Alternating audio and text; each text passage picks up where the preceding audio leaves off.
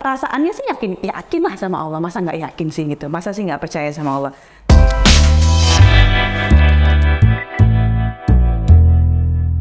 Assalamualaikum warahmatullahi wabarakatuh. Perkenalkan, nama saya Alia Mufida. Saya adalah seorang psikolog klinis. Hari ini kita akan ngobrol-ngobrol banyak dengan Pak Haidar Bagir dan juga Kang Maman. Kita akan ngobrol banyak soal buku terbarunya Pak Haidar yang judulnya Ma'rifat Sakit dan Kematian. Nah, mungkin nggak pakai lama-lama lagi. Di sini sudah hadir di sebelah saya ada Pak Haidar Bagir dan juga Kang Maman. Apa kabar, Pak? Alhamdulillah, alhamdulillah. Oke, alhamdulillah. Sehat. Sehat afiat ya? Iya, kalau ayah saya dulu bilang, mudah-mudahan saya belum sampai umur itu, sehatnya orang tua. Insya Allah sehat terus. Nah, kita langsung aja mau ngobrol nih Pak Haidar, pengen tanya tentang buku terbarunya. Jujur ini buku yang termasuk salah satu buku yang kalau saya baca bukunya Pak Haidar yang langsung banyak relatable banget gitu ya, banyak yang diceritain yang langsung bisa nyambung dalam kehidupan kita. Pengen tanya sama Pak Haidar, proses pembuatannya atau apa yang membuat pada akhirnya tercipta buku ini gitu. Iya, terima kasih. Pertama saya harus sampaikan bahwa saya ini penulis, mungkin juga penceramah yang tidak terlalu telaten untuk melakukan riset secara khusus. Nah, itu saya akali biasanya dengan cara kalau saya punya minat tertentu, pada saat ada hal-hal yang saya rasakan perlu saya tulis, minat saya itu saya tuliskan.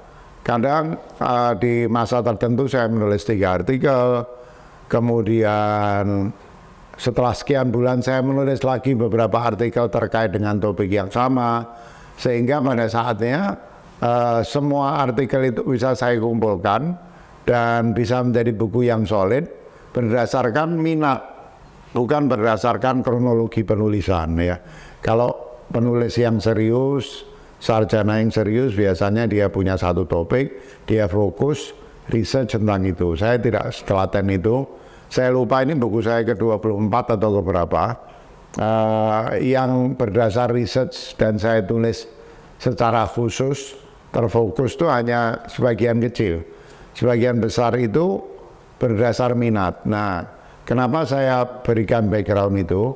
Karena artikel-artikel pertama nanti kalau di antara penonton YouTube ini punya bukunya, ini kalau dilihat di tengah ini ada yang agak hitam. Namanya beda ya? Itu saya minta kepada penerbit diberi frame karena alasan bukan karena artikel-artikelnya tidak nyambung, tapi lebih karena itu saya tulis ketika saya masih senang menulis dengan bahasa agak sastrawi sedikit. Dan kapan itu dituliskan? Seingat saya sebelum 15 tahun lalu. Jadi ketika saya mulai banyak sekali tertarik dengan tasawuf, bukan tasawuf saja, saya tertarik tasawuf sejak mahasiswa, tapi pada waktu itu saya mulai tertarik pada tasawuf yang lebih filosofis, kadang disebut sebagai arifat. Nah, saat itu saya lupa persis kenapa saya tertarik untuk mempelajari tentang kematian dari sudut pandang tasawuf filosofis. Di 1 bulan Ramadan, banyak buku saya itu saya tulis dimulai dan diselesaikan pada bulan Ramadan. Nah, saya menulis tentang kematian ini. Jadi sudah 15 tahun lebih tulisan itu. Saya biarkan begitu saja, sesekali saya keluarkan kalau ada occasion yang sesuai. Sampai kemudian umur saya bertambah. Umur saya bertambah dan orang kalau umurnya bertambah, sudah seperti saya, hari ini persis saya berulang tahun ke-66.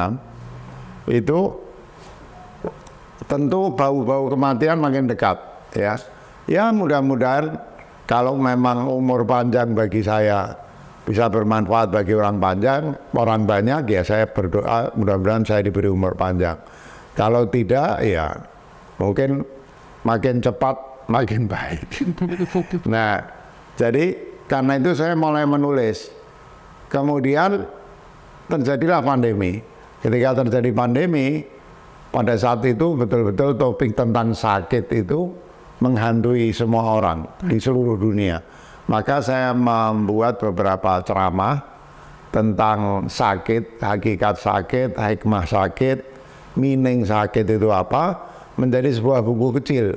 Tapi buku itu tidak dicetak secara luas. dicetak sangat terbatas. Nah kemudian seperti Kang Maman pasti suka dikejar-kejar penerbit untuk nulis buku. Saya janjikan menulis sebuah buku itu akhirnya ganti topik lain gitu ya. Kemudian saya bilang gimana kalau ini dibukukan saja.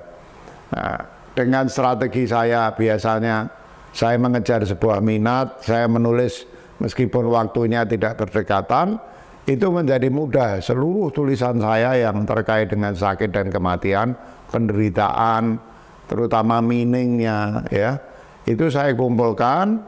Kemudian ada sebagian tulisan yang tidak saya masukkan karena saya tetap ingin meskipun ditulis pada masa berbeda, buku itu tetap solid sebagai sebuah buku sistematis, cukup komprehensif. Sebagian tidak saya masukkan, bahkan sampai saat terakhir ada tulisan-tulisan yang saya tidak masukkan. Mudah-mudahan pembaca akan mendapati buku ini cukup solid. Nah buku ini di tengah itu tentang sakit dan kematian, tapi di awal saya bicara tentang penderitaan, di akhir saya bicara tentang perjalanan hidup setelah mati. Jadi bicara tentang penderitaan itu apa, sakit, kematian, dan pasca kematian atau kematian, ya pasca kematian, baik untuk yang mati maupun yang ditinggalkan, itu kira-kira hal-hal apa yang perlu diketahui. Nah kira-kira buku ini ceritanya sampai menjadi buku seperti ini, seperti itu tadi.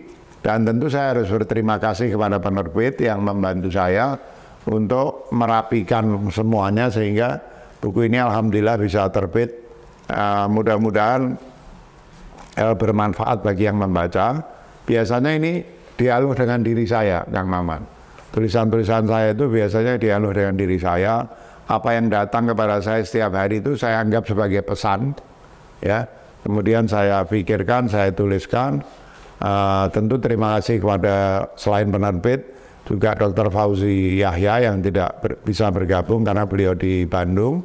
Dr. Fauzi Yahya ini seorang dokter yang memang bukan saja tertarik pada tasawuf, tapi mempelajari secara serius tasawuf, termasuk filsafat ilmu kedokteran.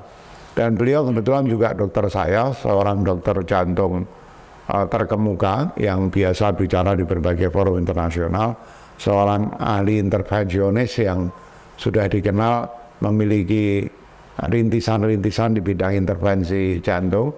Tapi karena beliau suka tasawuf dan filsafat, para pembaca akan mendapati bahwa pengantar yang beliau berikan kepada buku ini menurut saya selain sangat bagus juga sangat relate dengan keseluruhan isi buku saya. Mungkin itu Mbak Wida ya. Oke, terima kasih Pak Haidar. Baru tahu nih ternyata memang bedain warna ini ada ininya ya, ada maksudnya karena memang pada saat baca bukunya pas beda warna memang feel-nya juga sudah mulai berbeda. Nah mungkin kalau dari Kang Maman tadi juga sempat cerita katanya banyak mengingat apa kerabat yang sudah berlalu duluan gitu, apa yang mungkin kesan yang didapatkan setelah baca? Pertama-tama selamat ulang tahun Pak Haidar. Kita wawancara pas 20 Februari. Yang kedua, saya banyak mengikuti pemikiran Pak Haidar baik secara langsung maupun lewat Zoom. Dan saya selalu menemukan cerita tentang teodisi. Bagaimana Tuhan itu bukan suatu yang paradoks antara Dia Maha Pengasih, Maha Penyayang, tapi sekaligus membiarkan keburukan terjadi. Pak Haidar menjelaskan betul bahwa ini bukan paradoks tapi kesejalanan sebenarnya karena ujung-ujungnya sama. Begitu kita buka nanti halaman yang ada frame-nya itu, bagaimana Pak Haidar membahas tentang telur itu harus kena air panas dulu baru nikmat.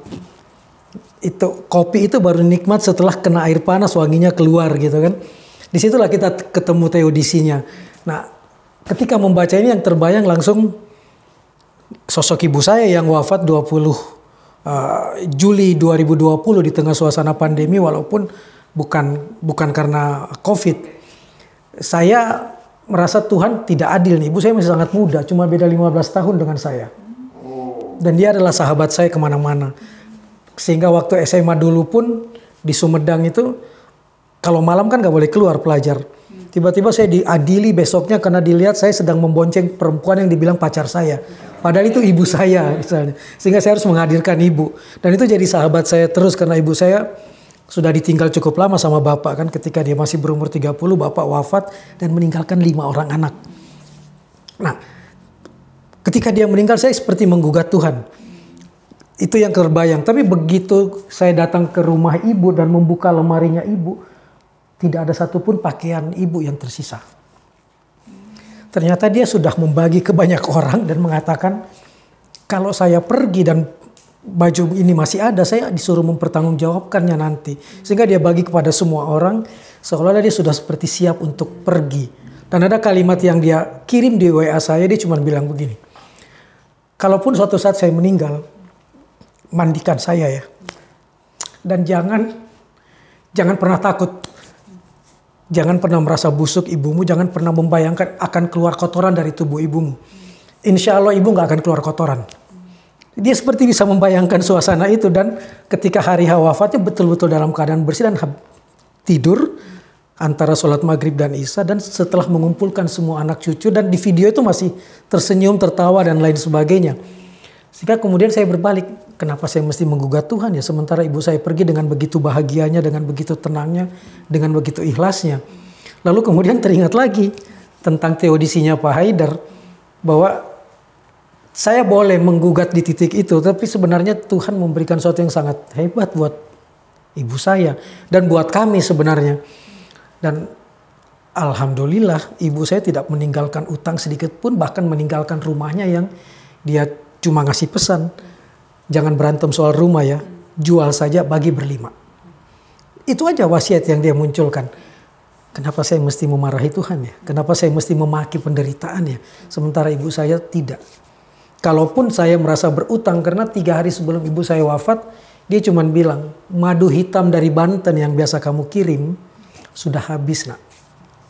Saya bilang nanti saya beliin, Bu. Belum sempat saya kasih karena saya masih melihat ibu saya tenang-tenang sehat, tiba-tiba terpanggil. Itu yang saya merasa selalu, aduh, selalu ada penyesalan ya. Ada penyesalan seperti itu gitu kan. Begitu baca buku ini lagi, ngapain menyesal man? Kira-kira kayak gitu. Lalu tiba-tiba tadi pagi ketika sedang membaca buku ini lagi, teman kirim di WA sebuah cerita yang relate lagi dengan buku ini. Dia menceritakan tentang seorang ibu yang tiba-tiba berhenti di sebuah pemakaman dan sopirnya disuruh memanggil petugas pemakaman untuk mendekat dan mengatakan, tolong temui ibu itu, kayaknya ibu itu sudah mau meninggal, jadi dengarkan saja apa ucapannya. Lalu kemudian si petugas pemakaman itu datang dan mengatakan, ada apa ibu? Saya minta setiap, masih ingat saya enggak? Saya adalah orang yang selalu mengatakan, mengirimkan uang ke bapak, supaya setiap minggu menaruh bunga mawar di atas makam anak saya. Saya ingin berterima kasih karena sudah menjalankan apa yang saya inginkan. Si bapak itu dengan tenang bilang, maaf saya sebenarnya tidak pernah menaruh di makam. Tapi saya membawa bunga mawar itu ke rumah sakit, ke orang sakit, ke orang kanker, ke orang-orang yang menderita. Karena saya pikir orang meninggal sudah selesai. Dia tidak akan lagi mencium wangi mawar itu, lebih bagus dikasih ke orang sakit. Ibu itu terhenyak, lalu kemudian pulang dan melakukan apa yang dilakukan oleh petugas pemakaman itu. Saat sekali waktu ibu itu datang lagi dan semua orang kaget, kok ibu sekarang cerah sekali ya? Dulu sudah dibilang mau meninggal. Dia bilang mungkin karena saya menjalankan apa yang kamu jalankan. Karena setiap melihat orang lain bahagia, sejatinya saya yang bahagia, bukan semata-mata orang itu. Ada di buku ini. Dan yang terbayang itu ya wajah ibu saya, karena ketika wafat teman-teman datang dan mengatakan, tahu nggak 3 hari yang lalu ibumu bikin pesta di lapangan tenis. Dia membawa makanan kesayangannya, coto Makassar yang dia olah sendiri. Dan dia bilang, bahkan anakku pun gak boleh makan, sahabatku yang harus makan. Karena ini mungkin perjamuan terakhir. Itu yang setiap baca buku ini saya selalu mengingat dan selalu membayangkan ibu. Lalu yang selalu terbayang di kepala saya, teodisi. Lalu ada satu halaman tentang Al-Ghazali punya kalimat yang sangat luar biasa itu kan. Saya lupa di halaman mana tapi... Di halaman 48 ya Pak. Yeah, the best of the possible. The best of the possible world. Saya mengatakan ini ibu saya. Saya merasakan itu. Jadi ketika membuka halaman ini saya melihat wajah ibu saja. Jadi buku saya yang mungkin jangan cuma mengira ini buku sangat pribadi buat saya, tapi siapapun yang pernah merasakan kehilangan dan suatu saat pun akan hilang dari muka bumi ini, nikmat betul membaca buku ini. Kalau saya sendiri mungkin kalau pada saat baca buku ini terasa betul sebetulnya kita nih sebagai manusia memang yang paling penting juga menurut saya mindset dan apa ya keyakinan kita sama yakin sama Allah deh gitu ya, yakin sama apa yang direncanakan sama Allah, dan itu yang menurut saya paling susah sebetulnya. Itu yang paling susah karena perasaannya sih yakin lah sama Allah, masa nggak yakin sih gitu, masa sih nggak percaya sama Allah. Tapi saat menjalani kesulitan, saat menjalani penderitaan, kalau kata bukunya Pak Haidar ini, saat menjalani penderitaan itu namanya manusia, keyakinan itu bisa oleng gitu ya, bisa goyah. Dan apalagi dengan mungkin kalau kayak sekarang gempuran informasi yang terlalu banyak juga gitu ya, membuat kita jadinya setiap kita oleng seperti ada yang mengkonfirmasi gitu. Jadi kayak seperti ada yang mengkonfirmasi kayak ya emang benar yang dirasain tuh emang kayak gitu. Jadi kita butuh buku ini tuh mengingatkan kalau menurut saya bahwa kita harus kembali lagi bagaimana kita melihatnya, bagaimana ini sebetulnya selalu ada alasan di balik itu gitu ya, dan alasan kebaikan itu ujungnya tuh insya Allah akan selalu ke situ gitu, ujungnya selalu ke arah kebaikan itu. Dan kalimat yang menarik di sini, jangan pernah takut sama kematian. Akan membuat kamu tidak tenang. Siap loh teman. Itu ya Bu. Ini sengaja memang di epilog itu saya masukkan tulisan yang bunyinya akui saja akhirnya kita butuh Tuhan. Gitu ya. Jadi keyakinan kepada Tuhan itu adalah sebetulnya di satu sisi meaning dari sakit dan kematian. Dari bahwa adanya sakit, adanya kematian, itu adalah meaning agar kita seperti saya habis operasi ini, saya melakukan soul searching. Kebetulan setiap operasi besar itu membuat pasien itu mengalami semacam anxiety. Jadi seperti sekarang ini kalau diukur mungkin tingkat keceriaan saya itu naik turun. Sesekali 100%, sesekali 80%, sesekali 70%. Sekarang mungkin 70%. Nah itu membuat saya berpikir lebih serius tentang hidup ini. Kalau orang tuh gembira terus, maka dia akan melewatkan waktu dengan just for fun istilahnya. Kita nggak berpikir serius. Tapi setelah kita sakit, kita melakukan apa yang disebut sebagai soul searching. Jadi di satu sisi sakit, kematian, penderitaan itu mendorong kita untuk melakukan soul searching. Di sisi lain, kita jadi sadar bahwa kepercayaan kepada Tuhan itu sebetulnya untuk kepentingan kita gitu. Bahwa kita ini manusia yang fakir, tidak berdaya, ya. Saya suka mengatakan malam ada nyamuk satu aja di sekitar telinga kita udah pusing ya. Nah, jadi sengaja memang di epilog itu artikel yang saya tempatkan di situ adalah judulnya akui saja kalau sesungguhnya kita akhirnya tampaknya kita memang butuh Tuhan ya. Jadi dari penyakit itu meaningnya melakukan soul searching, ujungnya ya memang kita butuh Tuhan ya. Kecuali kalau kita mau menanggung resiko hidup kita menderita terus, saya sih nggak kebayang ya menjadi orang yang sesekali sakit secara tidak terduga, kita distrap dengan penyakit, sedang aktif-aktifnya tiba-tiba nggak bisa aktif. Terus kita nggak punya meaning tentang kehidupan ini, kita nggak mengenali sesuatu di balik kehidupan ini. Seperti apa menderitanya hidup seperti itu ya. Ya. Kalau boleh saya gantian tanya sama hostnya. Problem dalam misalnya membantu orang yang mengalami depresi, anxiety itu kan rumit sekali ya. Dan saya menulis ini juga antara lain untuk saya kuliah lagi di transpersonal psychology sekarang, ingin membawa tasawuf ke dalam pengobatan persoalan kejiwaan.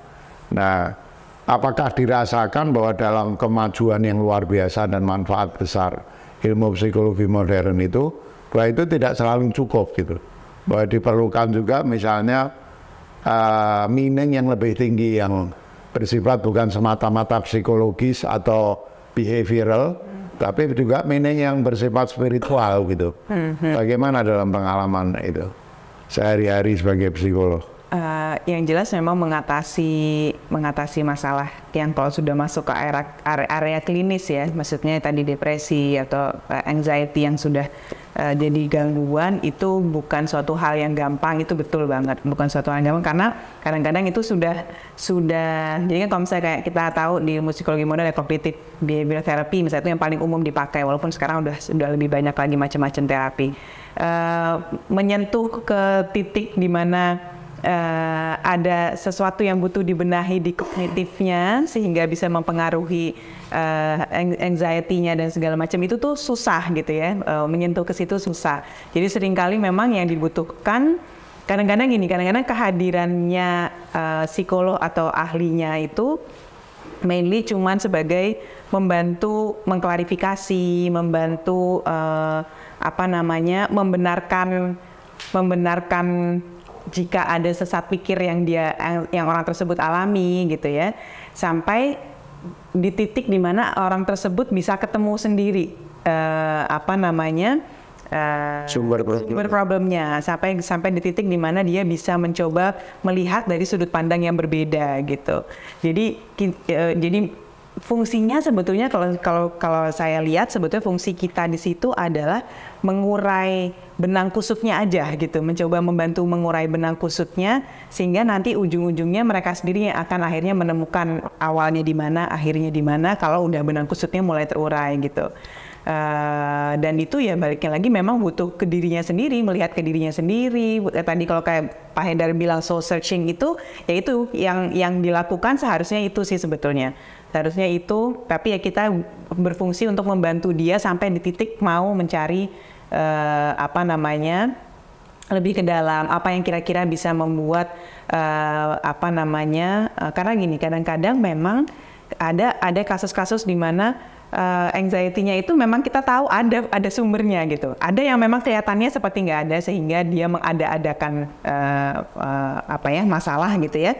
Tapi pada saat ada memang sumbernya dan kita tahu memang sebagai human to human gitu, kita tahu dia layak untuk bersedih, layak untuk sampai di titik itu. Nah, berarti kan yang bisa kita bantu bukan hanya ya memang ini wajar untuk kamu alami, tapi tadi membantu dia untuk akhirnya melihat dari sudut pandang yang berbeda, tapi kembalinya lagi kita fungsinya akhirnya cuma sampai di situ, dan abis itu kita membantu dia untuk mencari ke dalam dirinya sendiri gitu. Mungkin fungsi uraian yang bersifat lebih spiritual itu bisa melengkapi ya?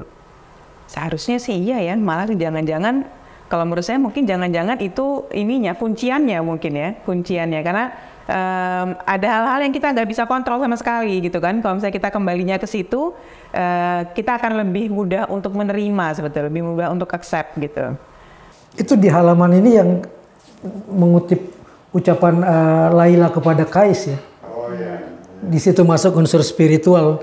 Ketika kita merasa sendiri lalu mencari sesuatu yang mungkin tidak ada atau kita ada-adakan, begitu masuk unsur spiritual, kalimatnya Laila bagus sekali bahwa kamu sebenarnya tidak sendiri kok. Ada sahabatmu, ada yang esa itu misalnya.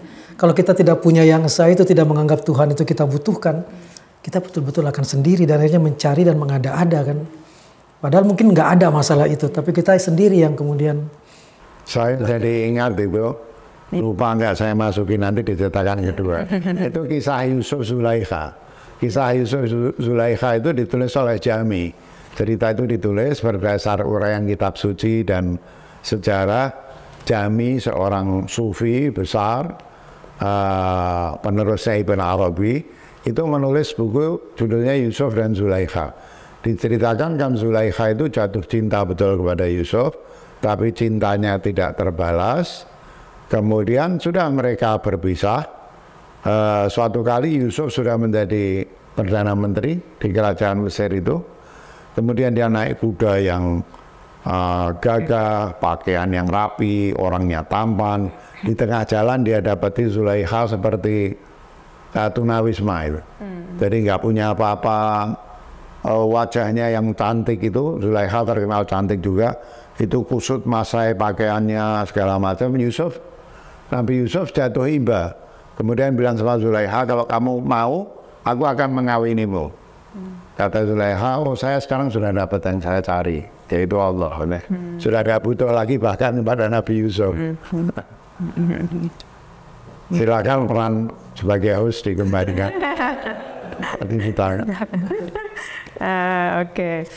Oke, kalau ini nih bab yang ini juga menurut Fida menarik ya, yang terkait bala, kemudian kalau memang ini kan kental sekali di pembahasan di buku ini bahwa Allah Maha Cinta lah gitu ya. Jadinya kenapa kok ada penderitaan, kenapa kok ada bala, kenapa kok ada azab gitu segala macam. Dan betapa sering banget orang tanya ini, orang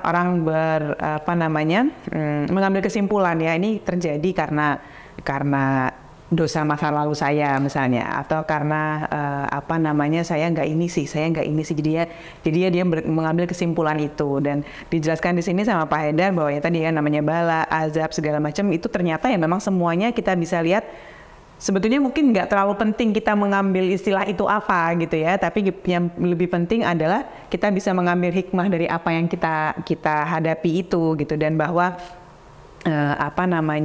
betapa nggak enaknya itu pun kalau kita tetap bisa melihat bahwa di ujung jalan ada hikmahnya, ya insya Allah kita akan dapetin sesuatu yang manis itu tadinya gitu kan. Dan kalimatnya menarik, selalu ada pembandingan yang dimunculkan. Man, umur kamu 55 tahun, pandemi itu cuma 2 tahun loh. 53 tahun ini kamu mendapat senang-senang, kok kamu nggak pernah mengingat Allah. Justru ketika 2 tahun kamu berkeluh kesah kepada Allah gitu. Pembandingan ini yang justru kemudian membuat saya jadi asyik untuk menelusuri isi buku ini, karena kita selalu dikasih lihat hitung dong sisi positifnya, jangan cuma lihat sisi negatifnya. Disitulah kemudian kesejalanan itu menjadi bahasan yang menarik di bab tersebut menurut saya. Tanpa penderitaan itu kan seperti kita mendidik anak dengan kesenangan terus-menerus, jadi spoiled. Jadi kita justru rusak. Seperti saya, setelah menghadapi operasi besar itu, saya mendapatkan meaning yang luar biasa besar. Meskipun sampai hari ini anxiety yang merupakan risiko dari sebuah operasi besar itu belum hilang. Saya sudah mulai berpikir sebagai orang anxiety, kalau ini seumur hidup saya gimana? Saya tentu berharap Allah SWT bebaskan saya dari anxiety ini, tapi saya berpikir jangan-jangan kalaupun ngomongnya sampai takut ini. Jangan-jangan kalau itu harus saya tanggung seumur hidup, ya begitulah cara Allah SWT mungkin menjadikan saya tidak spoiled. Saya terus berpikir, saya terus merenung, saya terus memperbaiki diri, ya. Nah, jadi itu yang saya coba sampaikan di sini. Tapi di dalam perdebatan soal teodisi ini, selalu ada persoalannya itu bukan pada penderitaan yang masih tertanggungkan, tapi penderitaan yang ekstrim, kadang-kadang menimpa anak-anak. Maka saya menuliskan di sini satu bab yang sebetulnya berisiko sangat tinggi, yaitu tentang bahwa jangan-jangan semua ini maya gitu, atau bahwa ini sebetulnya makarnya Allah SWT.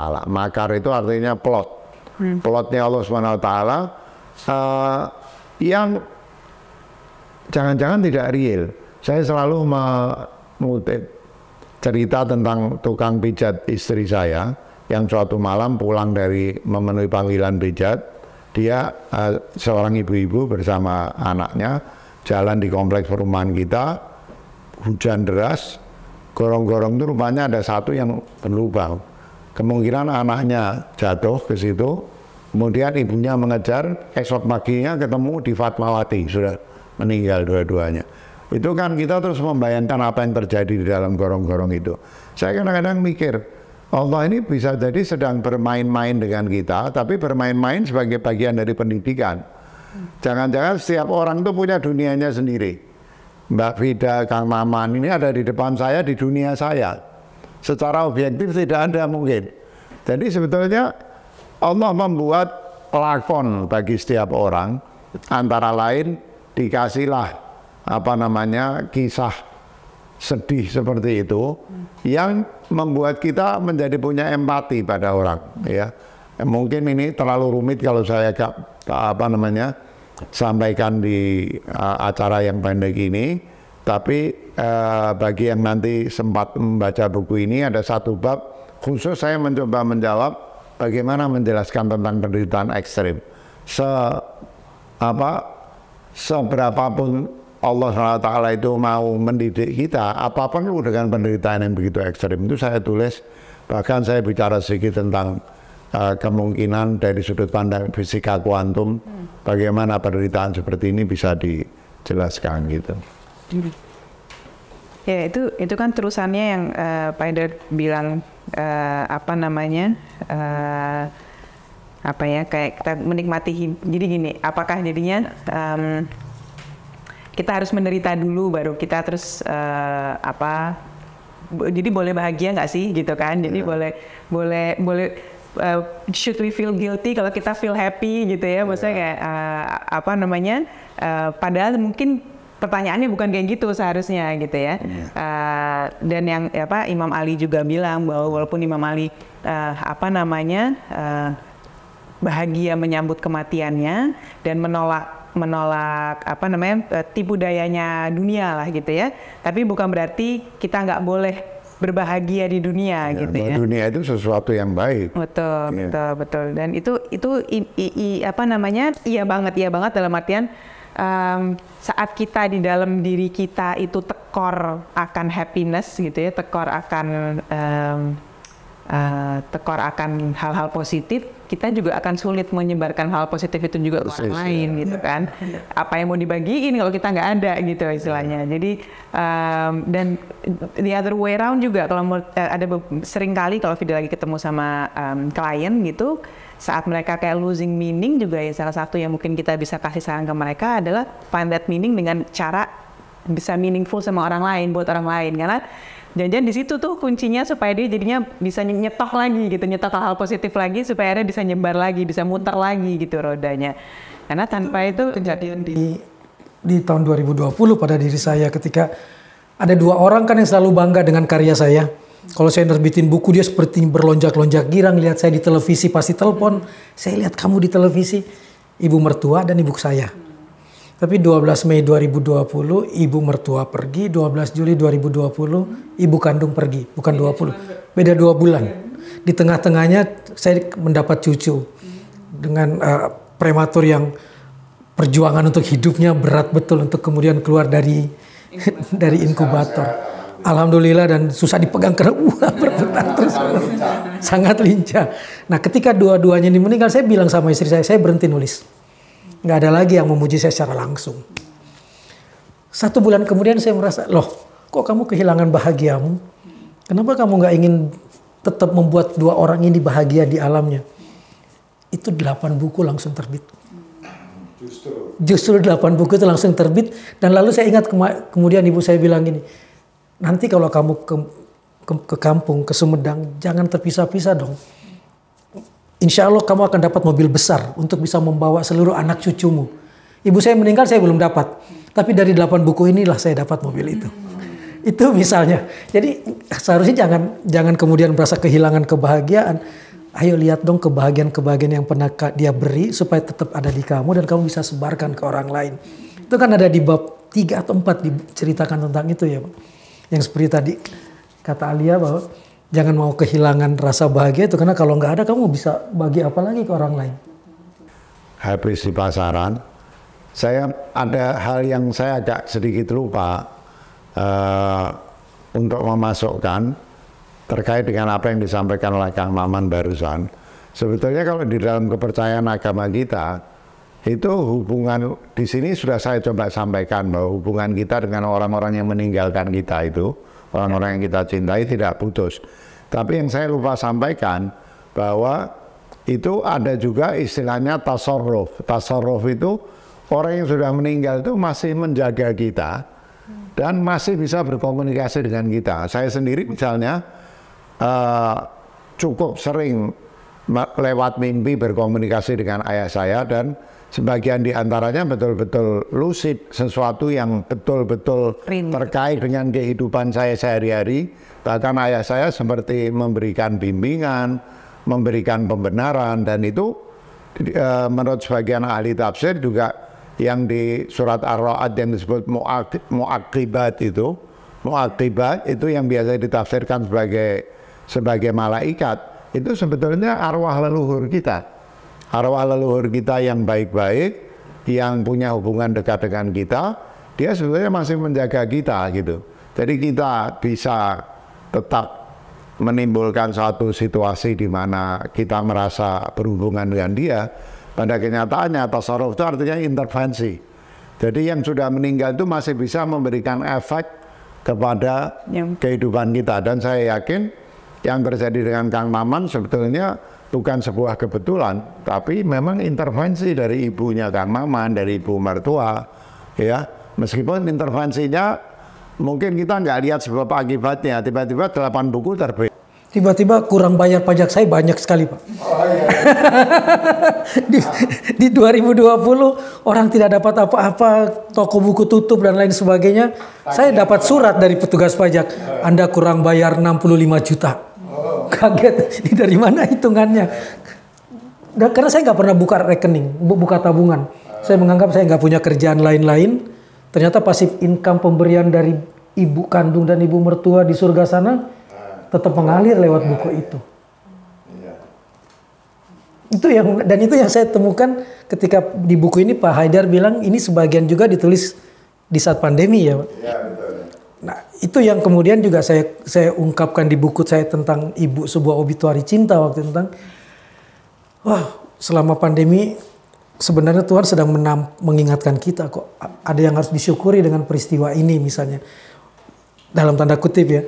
Karena 2018, 2019 saya itu orang yang sholatnya matematika. Sehari 5 kali, kalau dapat 3 lumayan lah, masih ada untung 1 gitu kan. Kadang-kadang meremehkan hal-hal itu. Tiba-tiba kehajar oleh pandemi, kena oleh 2 peristiwa itu.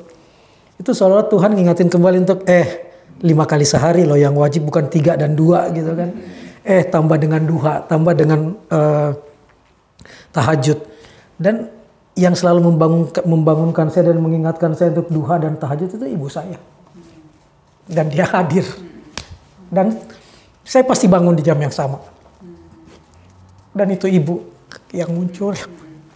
Dan itu yang bikin saya nggak pernah merasa kekurangan. Dan saya bercandanya dengan, wow, kurang bayar saya jadi banyak ya.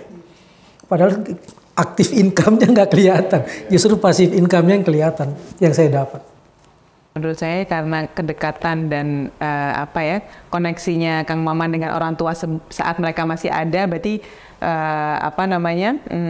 dekat sekali gitu, secara emosional gitu ya, sehingga itu ya nggak akan hilang din kedekatan itu ya. Saya yang jahat, saya hanya ingat ibu kalau saya sakit.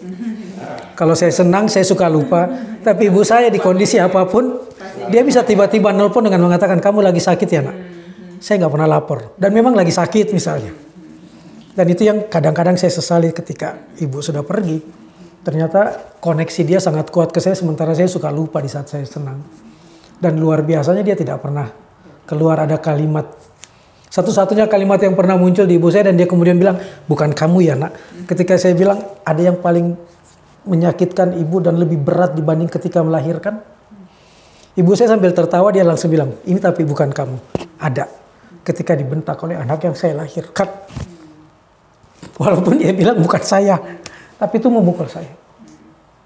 Dan itu yang lagi-lagi saya mengingat dari Pak Haidar. Kayaknya dia belum pergi. Kami tetap berkoneksi. Saya ingat ada satu film, lupa judulnya, ketika seorang ibu terkena kanker. Itu harus diingatkan juga, mungkin bisa saya masukkan nanti. Itu ketika terkena kanker, dia mempersiapkan anaknya yang masih kecil untuk nanti ketika dia meninggal dunia. Dia bilang, saya ini tidak hilang, tapi seperti kupu-kupu. Saya tadinya kepompong, sekarang saya menjadi kupu-kupu yang terbang. Tapi saya masih ada, kamu bisa panggil saya, kamu bisa komunikasi sama saya.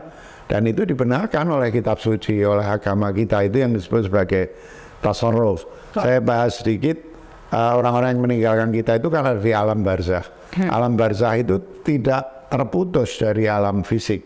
Dia memang memiliki sifat-sifat yang berbeda dari alam fisik, tapi sebenarnya itu sebuah kontinuum. Nah, karena itu tasarruf atau intervensi atau terciptanya efek dari orang yang sudah meninggal itu bukan sesuatu yang yang mustahil. Dan ada dalam agama kita. Ada memang disebutkan itu. Bahkan di ayat Ar-Ra'd yang saya sebutkan itu disambung dengan innallaha la yughayyiru ma biqaumin hatta yughayyiru ma bi anfusihim.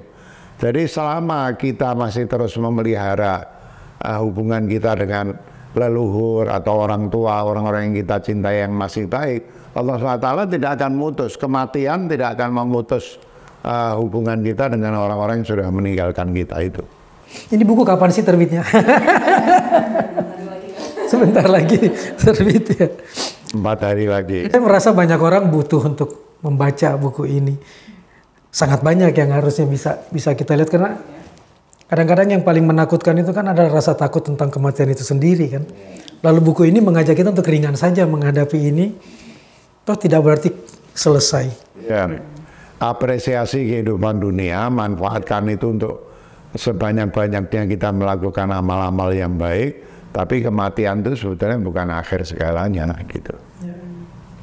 Itu saya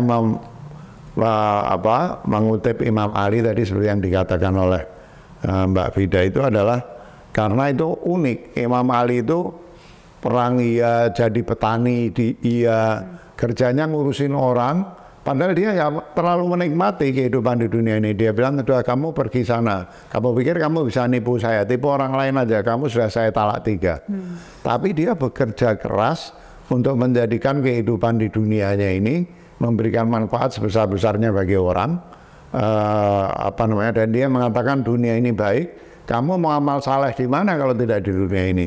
Tapi ketika pelatihnya Ibnu Muljam menusuk dia bilang, fustu birabbil Ka'bah, aku telah berhasil demi Tuhannya Ka'bah. Artinya saya nggak suka dunia, tapi saya kerja keras di dunia, saya melakukan amal-amal soleh di dunia.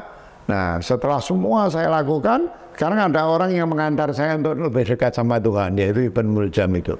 Fustu birabbil Ka'bah, aku berhasil, aku sudah sukses karena aku jalani kehidupan dunia dengan baik, dan sekarang aku tinggalkan dunia yang sebetulnya kurang aku sukai dibanding kembali kepada Allah SWT. Harusnya sikap kita begitu, kita tidak anti dunia, dunia itu tempat kita melakukan amal-amal baik, tapi sebetulnya kematian itu membawa kita lebih dekat dengan tujuan akhir kita, yaitu bergabung dengan Allah SWT. Makanya ya kita diajari doanya begitu. Kalau memang umur panjang saya ini baik, menjadikan saya orang baik, jadikan saya memiliki umur panjang dalam kebaikan, fi khair disebutkan, ya. Jadi begitulah sikap seorang beriman yang saya mungkin ingin mengatakan sikap seorang yang ingin mendapatkan kebahagiaan dalam kehidupan di dunia, selalu menjadikan masa-masa hidup di dunianya itu untuk bisa berbuat kebaikan sebanyak mungkin, sehingga ketika meninggal dunia tidak ada penyesalan. Kalau nggak salah ada di buku ini juga ya, saya sampaikan bahwa semua orang yang mau meninggal dunia dalam keadaan sakaratul maut itu yang dipikir bukan apa yang sudah dia capai, menyesali kok saya dulu nggak melahirkan. Ini harusnya saya begini, harusnya saya begini, harusnya saya begini. Kalau kita bisa meninggal dunia dalam keadaan seperti Imam Ali bilang, fustu birabbil Ka'bah, itu enak sekali. Rasulullah saya ceritakan juga di sini. Kan beliau sampai minta saksi itu yang ketika turun, bukankah aku sudah sampaikan, aku ini Rasul, tugasku menyampaikan. Di depan waktu itu kaum muslimin katanya sudah 200.000 jumlahnya. Waktu Fatah Makkah, itu pulang dari Fatah Makkah, dia bilang, bukankah sudah aku sampaikan? Semua menjawab iya, kau sudah sampaikan apa yang seharusnya kau sampaikan. Kemudian turun ayat itu, al-yawma akmaltu lakum dinakum wa atmamtu alaikum ni'mati wa raditu bikumul islama dina. Jadi orang seperti Rasulullah, seperti para sahabat, seperti Imam Ali, itu bukan dunia yang menjadi tujuan mereka, tapi dunia menjadi tempat mereka mengumpulkan berkah, sehingga ketika mereka meninggal dunia, mereka sudah lakukan semua yang harus mereka lakukan, dan mereka bisa mengatakan, aku telah berhasil. Kira-kira gitu ya. Tapi kenapa di buku ini Pak Haidar mengutip tentang adanya orang-orang yang berjuang untuk menciptakan keabadian di muka bumi dengan segala ilmunya, dengan segala kekayaannya, dengan segala hartanya. Dan Pak Haidar tidak menjudge mereka sebagai orang yang salah. Bahkan Pak Haidar mengatakan mungkin aja ini bisa terjadi, tapi lalu kemudian Pak Haidar menjelaskan, tapi justru banyak orang yang malah merindukan kehidupan setelah kehidupan.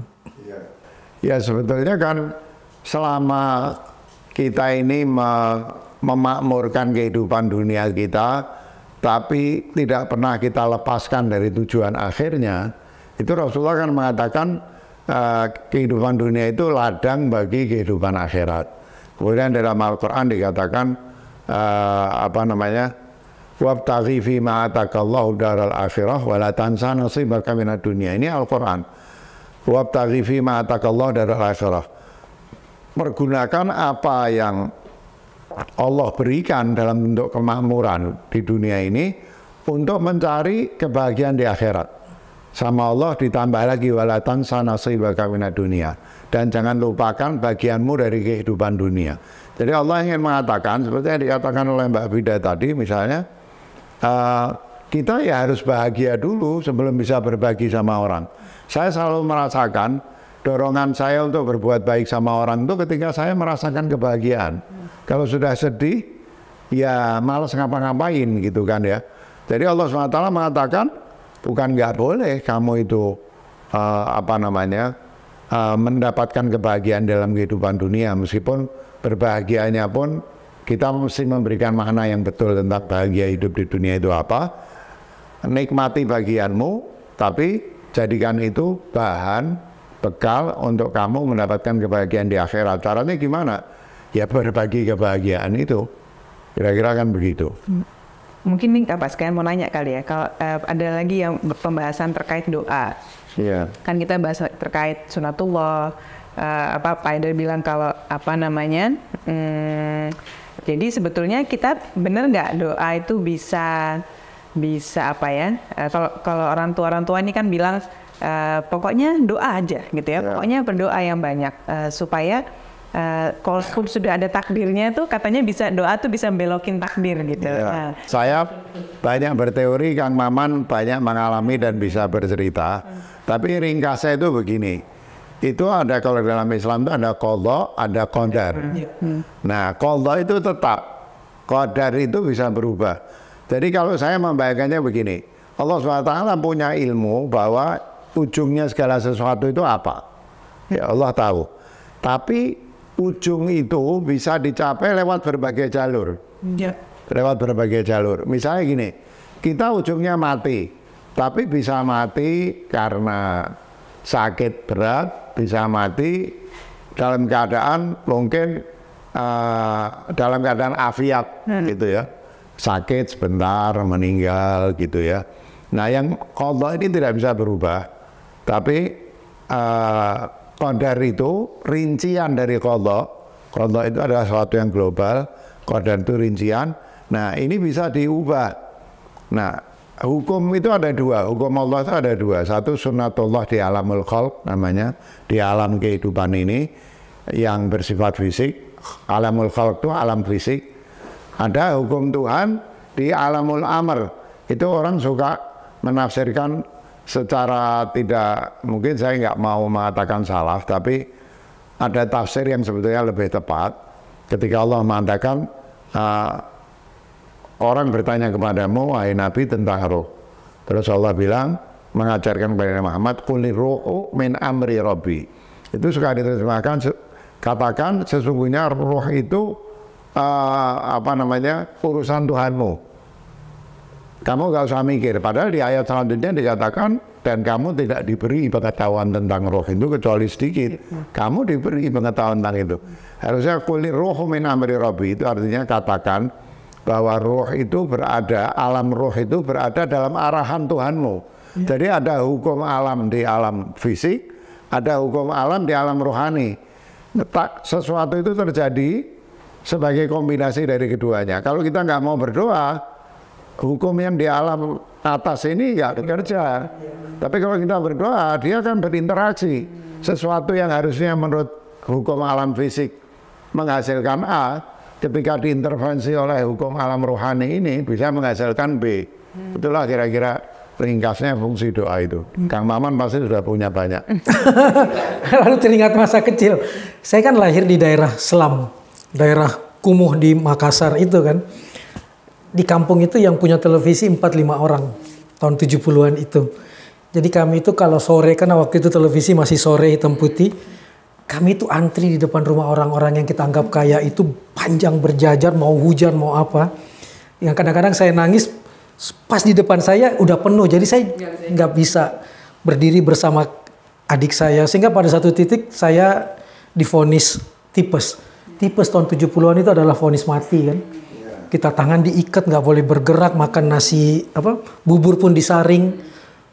Kiri kanan saya di rumah sakit tempat juga saya lahir itu rumah sakit tentara, kematian dan kematian.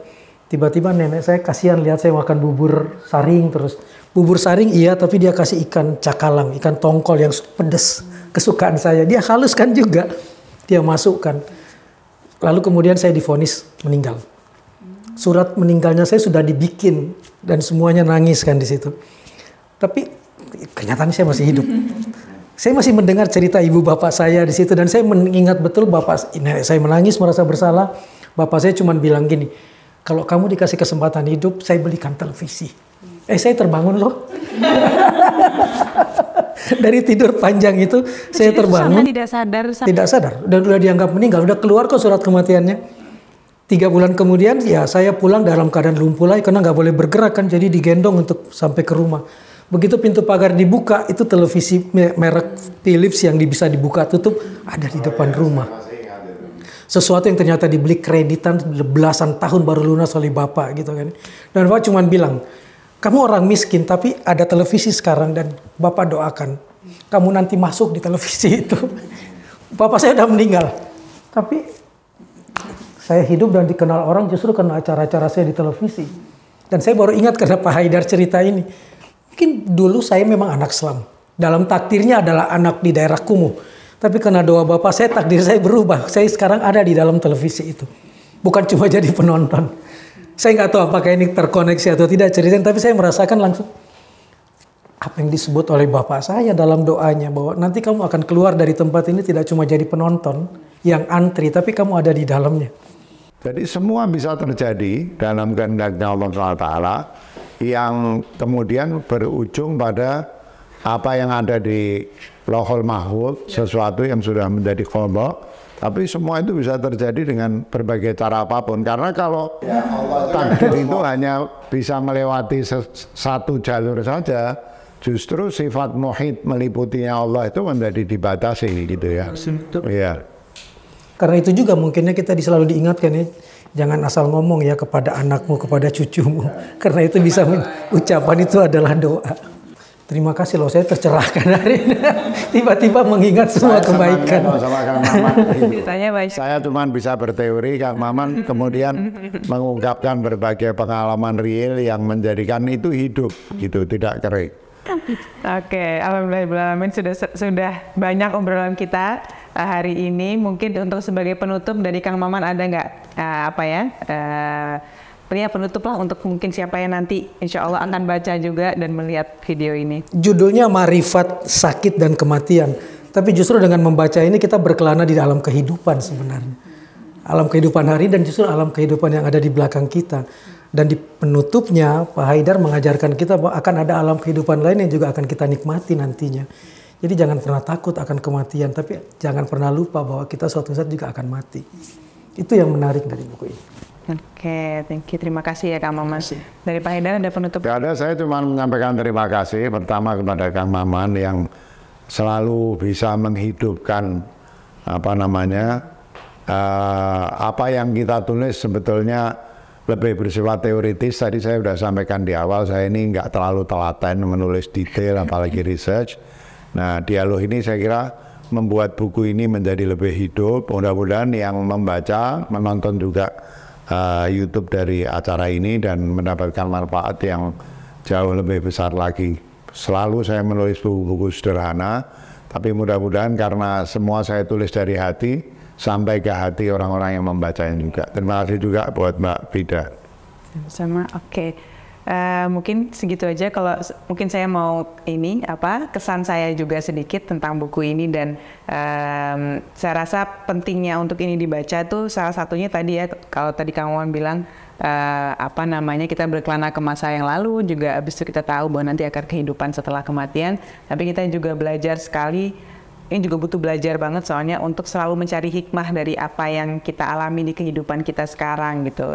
Kayaknya penemuan hikmah dari segala hal itu termasuk salah satu kunci kita bisa melihat rasa sakit atau misalnya kegagalan, penderitaan dari sudut pandang yang mungkin lebih enak buat kita, dari sudut pandang yang lebih nyaman kalau kita bisa menemukan hikmah-hikmahnya. Walaupun kadang-kadang suka nggak bisa kebayang hikmahnya, tapi insya Allah sebetulnya harusnya bisa gitu ya. Harusnya eventually kita bisa menemukan hikmah-hikmah. Kalau kata anak milenial mau healing, baca buku ini. Benar banget, setuju. Oke deh, sekian. Wassalamualaikum warahmatullahi wabarakatuh. Waalaikumsalam warahmatullahi wabarakatuh.